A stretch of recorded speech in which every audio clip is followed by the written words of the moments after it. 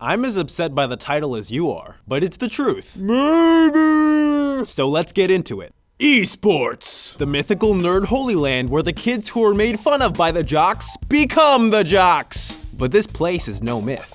Big-time esports are becoming a reality right before our very eyes. With an estimated audience of 134 million esports viewers worldwide, there are hordes of fans supporting full-time mental athletes. It's finally possible for people out there to live the dream as a professional gamer.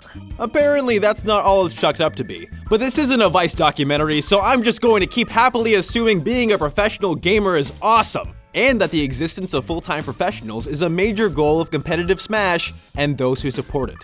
That's why I'm defining major as being big enough to support a reasonable amount of full-time Smashers. Right now, only Mango, Zero, and Mewtwo King of the Mews, make a living off Smash, and I'd guess a large part of that is due to sponsors and support on Twitch and YouTube. 3 full-time pros pale in comparison to a game like League of Legends, which supports literally dozens of full-time professional teams. But that kind of success is never going to happen for Smash, unless things change. There's 2 huge obstacles in the way. The first is access. One common trait for pretty much every major sport out there, especially the most popular ones worldwide, is that they're easy to access. Think about basketball, or soccer, football, whatever. That's the best example. The most popular sport in the world only needs a ball and a halfway functioning human body to play it. Now compare soccer's level of access to golf's. There you need like 32 different clubs, some are made of iron, there's all these numbers, they're shaped funny, it's confusing!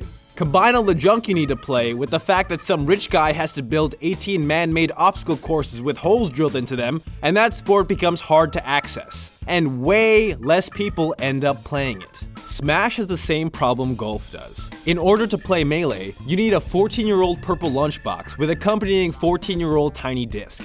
Most people are just not going to scour eBay and drop $100 on a GameCube and a used copy of Melee just to try it. Let's look at LoL, the biggest and most successful esport out right now. The game is free and available through download. All you need is a computer and an internet connection, something 80% of the industrialized world has in their own home. That's a billion jillion times easier to access than Melee. And don't get me started on Project M. It's my favorite version of Smash, but god damn, it can be hard to even start the thing, let alone get access to it with the 2 gig SD card crap.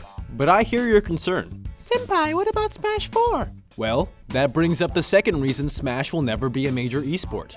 It keeps fucking changing. Smash 64, Melee, Brawl, Smash 4, Project M, Jesus! The second huge reason that sports become popular is that they're consistent. Soccer is always soccer and basketball is always basketball. Soccer the sequel or Basketball 2 don't exist. Professionals and fans never fear that the game is going to change in any significant way, so pros can focus on becoming masters at their craft instead of relearning a similar but distinct game every 6 years, and fans are given time to become truly familiar with the game.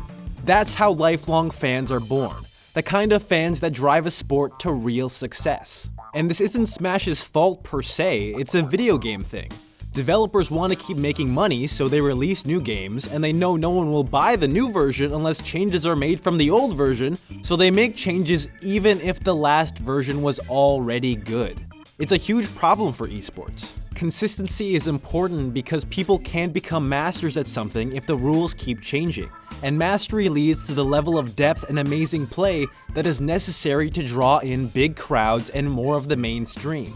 Without it, players and audiences will have to keep starting over, and that takes all the momentum out of Smash's sales again and again. There's a couple other things that hinder Smash, like tournament payout scales being fucking shit, and the whole announcer situation. I really think they should change to a top 10% in the money payout, similar to poker tournaments. Having less than 1% of the field get paid is a joke, and gives an incredibly small incentive for anyone but the top caliber of players to compete. And there needs to be a move toward what sports announcers have done for a long time.